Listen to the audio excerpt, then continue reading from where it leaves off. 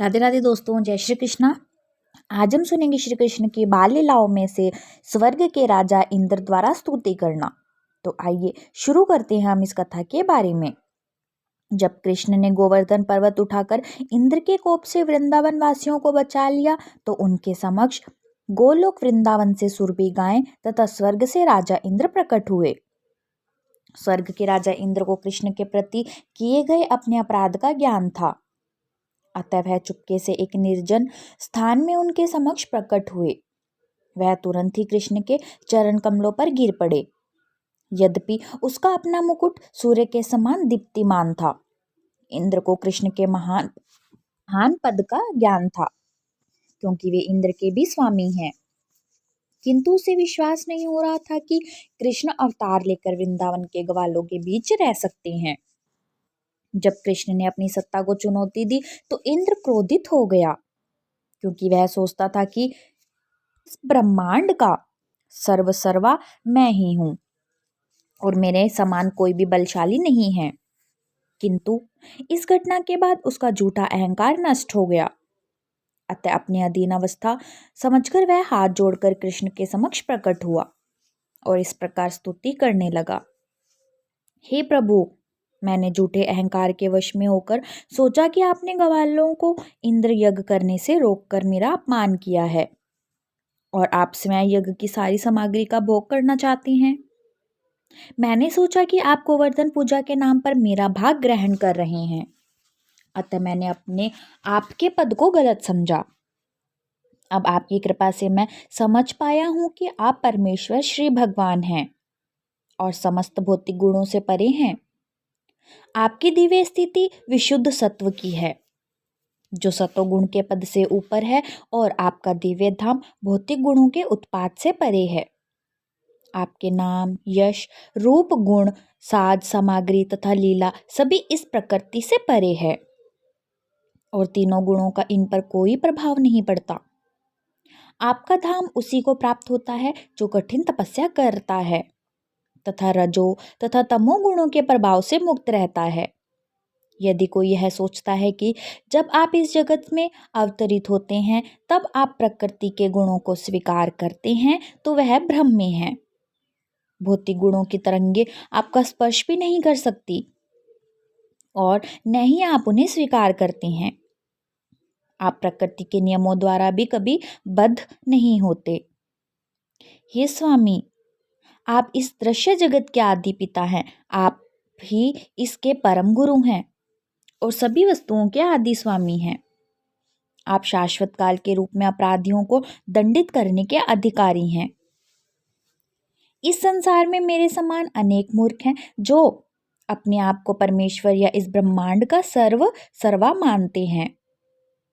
आप इतने दयालु हैं कि आप अपने अपराधों को स्वीकार न करके ऐसा उपाय निकाल लेते हैं कि उनका अहंकार दमित हो जाए और वे जान ले कि आप ही एकमात्र श्री भगवान हैं और कोई नहीं। हे नाथ, आप परम पिता, परम गुरु तथा परम राजा हैं। अतः जब भी जीवात्माओं के आचरण में कोई त्रुटि आए तो उन्हें दंडित करने का आपको अधिकार है। पिता, गुरु तथा राज्य का परम कार्यकारी अधिकारी सदैव क्रमशः अपने पुत्र, शिष्य तथा प्रजा के शुभ चिंतक होते हैं। अतः शुभ चिंतक होने के नाते उन्हें अपने आश्रितों को दंड करने का अधिकार है। आप स्वेच्छा से इस धरा पर विविध शाश्वत शुभ रूपों में अवतरित होते हैं। आप इस धरालोक को महिमा मंडित करने तथा विशेषतः अपने को झूठे ही ईश्वर घोषित करने वाले व्यक्तियों को दंडित करने के लिए आते हैं। इस भौतिक जगत में समाज का सर्वोच्च नायक बनने के लिए विभिन्न प्रकार के जीवों में निरंतर स्पर्धा चलती रहती है और नायकत्व का उच्च स्थान न प्राप्त होने के कारण वे मूर्ख हताश होकर अपने को ईश्वर या भगवान मान लेते हैं। इस संसार में मेरे जैसे अनेक मूर्ख हैं, किंतु कालांतर में जब उन्हें ज्ञान होता है तो वे आपकी शरण ग्रहण करते हैं और पुनः आपकी सेवा में अपने को लगा देते हैं। आपसे ईर्ष्या करने वाले व्यक्तियों को आपके दंडित करने का यही कारण है। हे भगवान, मैंने आपकी असीम शक्ति को जाने बिना अपनी भौतिक ऐश्वर्य के अहंकार के कारण आपके चरण कमलों के प्रति महान अपराध किया है। अतः हे भगवान, मुझे क्षमा कर दे, क्योंकि मैं परेले दर्जे का मूर्ख हूँ। कृपया मुझे आशीर्वाद दे, जिसने इससे मैं पुनः ऐसा मूर्खतापूर्ण कार्य न करूं। यदि आप सोचे कि मेरा अपराध इतना बड़ा है कि क्षमा नहीं किया जा सकता, तो मेरी यह प्रार्थना है कि मैं आपका शाश्वत दास बना रहूं। इस जगत में आपका अवतरण आपके शाश्वत दासों की रक्षा करने तथा उन शत्रुओं का विनाश करने के लिए होता है जो महान सैन्य शक्ति रखकर पृथ्वी को अपने भार से बोझिल बनाते हैं। मैं आपका शाश्वत दास हूँ, अतः मुझे क्षमा कर दें। हे नाथ, आप भगवान हैं। मैं आपको सादर नमस्कार करता हूँ, क्योंकि आप परम पुरुष तथा परमात्मा हैं। आप वसुदेव के पुत्र तथा शुद्ध भक्तों के स्वामी परमेश्वर कृष्ण हैं। कृपया मेरा दंडवत प्रणाम स्वीकार करें। आप साक्षात परम ज्ञान हैं। आप स्वेच्छा से कभी भी अपने किसी का एक नित्य रूप में अवतार ले सकते हैं। आप सृष्टि के मूल कारण तथा समस्त जीवों के परमात्मा हैं। मैंने अपनी निपट मूर्खता के कारण मूसलाधार वृष्टि तथा उपल वृष्टि कराकर वृंदावन में उपद्रव मचवाया। मैंने आपके द्वारा मेरी तुष्टि के लिए होने वाला यज्ञ रोके जाने से उत्पन्न परम क्रोध के कारण ही ऐसा उपद्रव मचवाया। किंतु हे स्वामी, आप मुझ पर इतने दयालु हैं कि आपने मेरा झूठा अहंकार खंडित करके मेरे ऊपर कृपा की है। अतः मैं आपके चरण कमलों की शरण ग्रहण करता हूँ। आप न केवल परम नियंता अपितु समस्त जीवों के भी गुरु हैं। इस प्रकार भगवान कृष्ण इंद्र द्वारा प्रशंसित होने के बाद मुस्कुराते हुए गड़गड़ाहट मेघ की भांति गंभीर वाणी में बोले, हे इंद्र, मैंने तुम्हारा यह यज्ञ तुम पर अपनी अहेतुकी कृपा दिखाने और तुमको यह स्मरण दिलाने के लिए किया कि मैं तुम्हारा शाश्वत स्वामी हूँ। रोक दिया है। मैं न केवल तुम्हारा अपितु अन्य सारे देवताओं का भी स्वामी हूँ। तुम्हें यह स्मरण रखना चाहिए कि तुम्हारा सारा भौतिक ऐश्वर्य मेरी कृपा के कारण है। कोई भी व्यक्ति स्वतंत्र रूप से ऐश्वर्यवान नहीं बन सकता। उस पर मेरी कृपा होनी ही चाहिए। हर व्यक्ति को सदैव स्मरण रखना चाहिए कि मैं परमेश्वर हूँ। मैं किसी पर भी कृपा कर सकता हूँ और किसी को भी प्रताड़ित कर सकता हूँ, क्योंकि मुझसे श्रेष्ठ कोई नहीं है। यदि मैं देखता हूँ कि कोई अहंकार के वशीभूत हो चुका है, तो उस पर अपनी अहेतुकी कृपा दिखाने के लिए मैं उसका सारा वैभव हर लेता हूँ। यह ध्यान देने योग्य है कि कृष्ण कभी कभी धनी व्यक्ति को अपनी शरण ग्रहण कराने के लिए उसका सारा ऐश्वर्य हर लेते हैं। यह भगवान की विशेष अनुकंपा है। कभी कभी यह देखा जाता है कि अत्यंत ऐश्वर्यशाली व्यक्ति अपनी भक्ति के कारण दरिद्रता को प्राप्त हो जाता है, किंतु किसी को भी कभी यह नहीं सोचना चाहिए चूंकि उसने परमेश्वर की पूजा की है, इसीलिए वह निर्धन हो गया है। कहने का वास्तविक तात्पर्य यह है कि जब कोई शुद्ध भक्त होता है किंतु गलत करना से वह प्रकृति पर अपना प्रभुत्व जताना चाहता है, तो भगवान उसका सारा ऐश्वर्य हर कर उस पर विशेष अनुग्रह प्रदर्शित करते हैं, जिससे अंततः वह परमेश्वर की शरण ग्रहण कर ले। इंद्र को भिक्षा देने के बाद कृष्ण ने उसे अपने स्वर्ग धाम लौट जाने तथा सदैव यह स्मरण रखने के लिए कहा कि कभी अपने को सर्वोच्च न मानना, अपितु परमेश्वर के अधीनस्थ समझना। उन्होंने उसे स्वर्ग का राजा बने रहने किंतु झूठे अहंकार से बचने के लिए कहा। तत्पश्चात इंद्र के साथ कृष्ण का दर्शन करने आई दिव्य सुरभि गाय ने उन्हें सादर नमस्कार किया और उनकी पूजा की। सुरभि ने इस प्रकार स्तुति की, हे कृष्ण, आप समस्त योगियों में सर्वाधिक शक्तिशाली हैं, क्योंकि आप ब्रह्मांड भर के आत्मा हैं और आपसे ही यह दृश्य जगत उत्पन्न हुआ है। अतः यद्यपि इंद्र ने वृंदावन में मेरे वंशधरों अर्थात गायों को मारने का यथाशक्ति प्रयास किया, किंतु वह आपकी शरण में बनी रही और आपने उन सबों की रक्षा की। हम अन्य किसी को परमेश्वर नहीं जानती। न ही हम अपनी रक्षा के लिए किसी अन्य देवता या देवताओं के पास जाती हैं। अतः आप हमारे इंद्र हैं, इस दृश्य जगत के परम पिता हैं और आप गो ब्राह्मण देवता तथा अपने शुद्ध भक्तों के रक्षक तथा उद्धारक हैं। हे ब्राह्मण के परमात्मा, मैं आपको अपने दूध से स्नान कराना चाहती हूँ, क्योंकि आप हमारे इंद्र हैं। हे भगवान, आप इस पृथ्वी पर अशुद्ध कर्मों के भार को कम करने के लिए प्रकट होते हैं। इस प्रकार कृष्ण का अभिषेक सुरभि गाय ने अपने दुग्ध से तथा इंद्र ने अपने हाथी की सूंड द्वारा आकाश गंगा के जल से किया। इसके बाद सुरभि गायों तथा अन्य देवों तथा उनकी माताओं ने कृष्ण को गंगा जल तथा सुरभि के दूध से स्नान कराने में इंद्र का साथ दिया और प्रार्थना की। इस प्रकार कृष्ण सब पर प्रसन्न हुए। गंधर्वलोक, पितृलोक, सिद्धलोक तथा चारण लोक से सारे वासियों ने मिलकर भगवान नाम का जप करते हुए भगवान का यशोगान किया। उनकी पत्नियां तथा अप्सराएं अत्यंत हर्ष के कारण नाचने लगी। उन्होंने आकाशी निरंतर पुष्प वर्षा करके भगवान को प्रसन्न किया। जब कुछ हंसी खुशी से संपन्न हो गया तो गायों ने अपने दुग्ध से सारी पृथ्वी को अपलावित कर दिया। नदियों का जल उमड़कर विविध स्वादों से पूरित होकर बहने लगा और वृक्षों को पोषण पहुंचाने लगा, जिससे उनमें विविध रंगों तथा स्वाद के फूल तथा फल उत्पन्न होने लगे। वृक्षों से मधु चूने लगा। पर्वत तथा पहाड़ियां विविध औषधियां एवं बहुमूल्य रत्न उत्पन्न करने लगी। कृष्ण की उपस्थिति के कारण ये सारी घटनाएं ढंग से घटती हुई और अधम पशु जो सामान्य ईर्ष्यालु होते हैं ईर्ष्यारहित हो गए। वृंदावन में समस्त गायों के स्वामी तथा गोविंद नाम से विख्यात श्री कृष्ण को प्रसन्न करने के बाद इंद्र ने स्वर्ग को लौट जाने की अनुमति मांगी। उसके चारों ओर देवता थे। जब इंद्र आकाश मार्ग से जा रहे थे, यह महान घटना उसका ज्वलंत उदाहरण है कि इस प्रकार कृष्ण भावनामृत से विश्व कल्याण होता है। यहाँ तक कि अधम पशु भी ईर्ष्या भाव भूलकर देवताओं के गुणों को प्राप्त होते हैं। और इसी के साथ गोवर्धन उत्सव प्रतिपदा के दिन संपन्न हुआ। तत्पश्चात 7 दिनों तक इंद्र द्वारा मूसलाधार वर्षा तथा उपल वृष्टि होती रही। शुक्ल पक्ष की नवमी बीत जाने पर दशमी को इंद्र ने कृष्ण की पूजा की और सारा मामला संतोषपूर्वक तय हो गया। फिर एकादशी आई। महाराज नंद ने दिन भर एकादशी व्रत रखा और अगले दिन द्वादशी को बड़े प्रातः वे यमुना नदी में स्नान करने गए। वे नदी के गहरे जल में घुस गए, जहां वरुण देव के एक दास ने उन्हें तुरंत बंदी बना लिया। वह दास उन्हें लेकर वरुण के पास पहुंचा और उन पर गलत समय में नदी में स्नान करने का आरोप लगाया। ज्योतिष गणना के अनुसार जिस समय नंद ने जल में प्रवेश किया था वह असुरी समय था।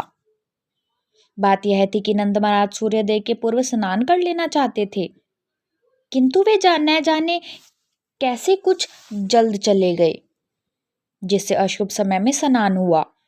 अतः वह बंदी बना लिए गए। जब वरुण का दास नंद महाराज को पकड़कर चला गया तो उनके साथी चिल्ला चिल्ला कर कृष्ण बलराम को पुकारने लगे। कृष्ण तथा बलराम तुरंत समझ गए कि नंद महाराज वरुण के दास द्वारा ले जाए गए हैं। अतः वे वरुण के धाम पहुंचे, जो भगवान के शुद्ध भक्त हैं और श्री भगवान ही जिनके आश्रय हैं, क्योंकि वे उन वृंदावन वासियों की रक्षा प्रदान करने के लिए दृढ़ संकल्प थे। बच्चों की तरह रक्षा के लिए कृष्ण को पुकारते हैं, ठीक उसी प्रकार जैसे बच्चे माता पिता द्वारा रक्षा किए जाने के अतिरिक्त और कुछ नहीं जानते। वरुण देव ने कृष्ण तथा बलराम का स्वागत करते हुए कहा, हे भगवान, आपकी उपस्थिति से मेरा वरुण देवता का जीवन इसी क्षण सफल हो गया। यद्यपि मैं जल के सारे कोष का स्वामी हूँ, किंतु मैं जानता हूँ कि इनके होने से जीवन सार्थक नहीं होता। किंतु इस क्षण आपका दर्शन करने से मेरा जीवन धन्य हो गया है, क्योंकि मुझे अब आगे भौतिक शरीर धारण नहीं करना पड़ेगा। अतः हे स्वामी, हे भगवान, हे पर ब्रह्मा तथा जन जन के परमात्मा, मैं आपको सादर नमस्कार करता हूँ। आप मेरे दिव्य पुरुष हैं, अतः आप पर प्रकृति का प्रभाव पड़ने की कोई संभावना नहीं है। मुझे खेद है कि मूर्खतावश यह न जानने के कारण कि क्या करणीय है और क्या नहीं, मेरे दास ने भूल से आपके पिता नंद महाराज को बंदी बना लिया है। अतः मैं अपने दास के अपराध के लिए क्षमा प्रार्थी हूँ। मैं सोच रहा हूँ कि मुझे दर्शन देने की यह आपकी योजना थी। हे कृष्ण, हे गोविंद, मुझ पर कृपा करें। यह रहे आपके पिता, आप उन्हें तुरंत वापस ले जा सकते हैं। इसी प्रकार भगवान श्री कृष्ण ने अपने पिता को छुड़ाया और उन्हें उनके मित्रों के समक्ष लाकर परम हर्षोल्लास सहित प्रस्तुत किया। नंद महाराज विस्मित थे कि परम ऐश्वर्यवान होते हुए भी उस देवता ने कृष्ण का इतना सम्मान किया। यह नंद के लिए विस्मयजनक था और वे अत्यंत आश्चर्यपूर्वक अपने मित्रों तथा संबंधियों से इस घटना का वर्णन करने लगे। यद्यपि कृष्ण सचमुच इतने आश्चर्यजनक रीति से कार्य कर रहे थे, तो भी महाराज नंद तथा माता यशोदा यह न सोच पाए कि वे श्री भगवान हैं। इसके विपरीत वे उन्हें सदैव अपना लाडला पुत्र समझते रहे। अतः नंद महाराज ने इस तथ्य को स्वीकार नहीं किया कि वरुण ने कृष्ण की इसीलिए पूजा की क्योंकि वे श्री भगवान थे। वे तो मान रहे थे कि इतना आश्चर्यजनक बालक होने के कारण वरुण तक ने कृष्ण का सम्मान किया। नंद महाराज के सारे ग्वाल मित्र यह जानने के लिए उत्सुक थे कि क्या सचमुच कृष्ण श्री भगवान हैं और क्यों वे उन्हें मोक्ष दे देंगे। जब वे इस प्रकार परस्पर मंत्रणा कर रहे थे तो उनके मन की बात समझ गए और उन्होंने उन सबको आध्यात्मिक जगत में उनके भाग्यों के प्रति आश्वस्त करने के उद्देश्य से उन्हें आध्यात्मिक आकाश का दर्शन कराया। साधारणतः सामान्य व्यक्ति इस जगत में कठोर श्रम करने में लगे रहते हैं और उन्हें इसकी कोई जानकारी नहीं रहती कि इस लोक के परे भी कोई अन्य लोक है जिसे चिदाकाश कहते हैं। यहाँ जीवन शाश्वत आनंदमय तथा ज्ञान के पूर्ण रहता है, जैसा कि भगवत गीता में वर्णित है। जो व्यक्ति चिदाकाश वैकुंठ को जाता है वह फिर इस जन्म मृत्यु वाले जगत में लौटकर कभी नहीं आता। भगवान कृष्ण बद्धजीव को यह सूचित करने के लिए सदैव उत्सुक रहते हैं कि इस भौतिक आकाश के परे तथा ससूची भौतिक शक्ति के भीतर इन असंख्य ब्रह्मांडों के परे अत्यंत दूरी पर चिदाकाश लोक है। निसंदेह कृष्ण प्रत्येक बद्धजीव पर अत्यंत दयालु हैं, किंतु जैसा कि भगवत गीता में कहा गया है वे शुद्ध भक्तों के प्रति विशेष कृपा करते हैं।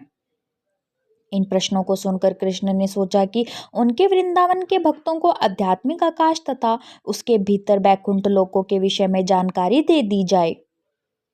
इस संसार में प्रत्येक बद्धजीव अज्ञान के अंधकार में है। इसका अर्थ यह हुआ कि सारे बद्धजीव देहात्म बुद्धि से ग्रस्त हैं। प्रत्येक जीव की यही धारणा है कि वे इस भौतिक जगत से संबंध है और इस जीवन बोध के कारण प्रत्येक जीव विभिन्न रूपों में अज्ञानवश कार्य कर रहा है। किसी विशेष प्रकार के जीव के कार्य कर्म कहलाते हैं। सारे बद्ध जीव देहात्म बुद्धि के कारण अपने अपने शरीर के अनुसार कार्य कर रहे हैं। ये कार्य भावी बद्ध जीवन का निर्माण करते हैं क्योंकि उन्हें आध्यात्मिक जगत की बहुत कम जानकारी रहती है। अतः सामान्य वे आध्यात्मिक कार्य नहीं करते जिन्हें भक्ति योग कहते हैं। जो सफलतापूर्वक भक्ति योग का अभ्यास करते हैं वे इस वर्तमान शरीर को त्याग कर सीधे आध्यात्मिक जगत को जाते हैं जहां वे किसी एक बैकुंठ में स्थिर हो जाते हैं। वृंदावन के सारे निवासी शुद्ध भक्त हैं। इस शरीर को त्यागने पर उनका गंतव्य कृष्ण लोक को है। वे बैकुंठ लोक से भी आगे चले जाते हैं। तथ्य यह है कि जो लोग कृष्ण भावनामृत तथा प्रौढ़ शुद्ध भक्ति में लगे हुए हैं उन्हें मृत्यु के बाद इसी भौतिक जगत में विभिन्न ब्रह्मांडों में से किसी में कृष्ण का सानिध्य प्राप्त करने का अवसर प्रदान किया जाता है। कृष्ण की लीलाएं उस ब्रह्मांड में या अन्य ब्रह्मांड में निरंतर चलती रहती है। जिस प्रकार इस पृथ्वीलोक में सूर्य कई स्थानों से होकर गुजरता रहता है उसी प्रकार कृष्ण लीला में इसी ब्रह्मांड में सतत या अन्य ब्रह्मांड में चलती रहती है। वे प्रौढ़ भक्त उन्होंने कृष्ण भावनामृत को पूर्ण रूप से संपन्न किया है तुरंत उस ब्रह्मांड को भेज दिए जाते हैं जहाँ कृष्ण प्रकट होने वाले होते हैं। उस ब्रह्मांड में भक्तों को कृष्ण के सानिध्य का प्रथम प्रत्यक्ष अवसर प्राप्त होता है। यह अभ्यास चलता रहता है कि जैसा कि इस श्लोक में हम कृष्ण की वृंदावन लीला में देखते हैं। इसीलिए कृष्ण ने बैकुंठ लोगों को सही सही जानकारी उद्घाटित कर दी जिससे वृंदावन वासी अपने अपने गंतव्य को समझ सकें। इस प्रकार कृष्ण ने उन्हें नित्य विद्यमान आध्यात्मिक जगत का दर्शन कराया जो असीम है और ज्ञान से पूर्ण है। इस भौतिक जगत में स्वरूपों की विभिन्न श्रेणियां और उन्हें श्रेणियों के अनुपात में उनमें ज्ञान प्रकट होता है। एक बालक के शरीर में जितना ज्ञान है वह वयस्क व्यक्ति के शरीर के ज्ञान से कम पूर्ण है। सर्वत्र जीवन में विभिन्न श्रेणियां हैं, चाहे जलचर हो, वृक्ष हो, कीड़े मकोड़े हो, पक्षी हो या सभ्य तथा असभ्य मनुष्य हो। मनुष्यों के ऊपर ब्रह्मा लोक तथा जैसे ब्रह्मा रहते हैं, देवता, चारण तथा सिद्ध हैं। इन देवताओं में ज्ञान की विभिन्न श्रेणियां हैं, किंतु इस जगत से आगे आध्यात्मिक आकाश में प्रत्येक ज्ञान व्यक्ति ज्ञान से पूर्ण है। सारे जीव बैकुंठ लोक में या कृष्ण लोक में भगवान की भक्ति में लगे रहते हैं। जैसा कि भगवत गीता में पुष्टि की गई है, पूर्ण ज्ञान का अर्थ है कृष्ण को श्री भगवान के रूप में जानना। वेदों तथा भगवत गीता में यह भी उल्लेख है कि ब्रह्मा ज्योति में धूप, चांदनी या बिजली की आवश्यकता नहीं रहती। वे सारे लोग स्वतः अलौकिक हैं और वे सभी शाश्वत रूप से स्थित हैं। ब्रह्मा ज्योति में न तो उत्पत्ति और न ही संहार का कोई प्रश्न उठता है। भगवत गीता से भी इसकी पुष्टि होती है कि भौतिक आकाश से आगे एक अन्य नित्य आध्यात्मिक आकाश होता है, जहाँ हर प्रत्येक वस्तु शाश्वत रूप से विद्यमान रहती है। आध्यात्मिक आकाश की जानकारी केवल ऋषि तथा साधु पुरुष को ही मिल सकती है, जो भक्ति में रहने के कारण त्रिगुणातीत होते हैं। आध्यात्मिक पद पर स्थित हुए बिना आध्यात्मिक प्रकृति को समझ पाना संभव नहीं है। अतः यह स्तुति की जाती है कि मनुष्य भक्ति योग को ग्रहण करे और 24 घंटे कृष्ण भावनामृत में लगा रहे, जिससे वह त्रिगुणातीत हो जाए। कृष्ण भावना भवित होने पर यह चिदाकाश तथा बैकुंठ लोक की प्रकृति को समझ सकता है। अतः वृंदावन के वासी निरंतर कृष्ण भक्त में लगे रहने के कारण बैकुंठ लोगों की दिव्य प्रकृति को सरलता से समझ सकते थे। इस प्रकार श्री कृष्ण नंद महाराज इत्यादि समस्त ग्वालों को लेकर उस सरोवर में गए, जहां बाद में अक्रूर को बैकुंठ लोकों का दर्शन कराया गया। उन सबों ने स्नान किया और बैकुंठ लोक की वास्तविकता के दर्शन किए। चिदाकाश तथा बैकुंठ लोकों का दर्शन कर लेने के बाद नंद महाराज आदि ग्वालों को अपूर्व आनंद हुआ और सरोवरों से बाहर निकलने पर उन सबों ने देखा कि कृष्ण की पूजा श्रेष्ठ स्तुतियों द्वारा की जा रही है। और इसी के साथ हमारी ये कथा पूर्ण हुई। और आप लोगों को ये कथा कैसी लगी, आप लोग हमें कमेंट करके ज़रूर बताएं। और आगे की कथा सुनने के लिए हमारे चैनल को लाइक करें, शेयर करें और सब्सक्राइब करें। राधे राधे, जय श्री कृष्णा।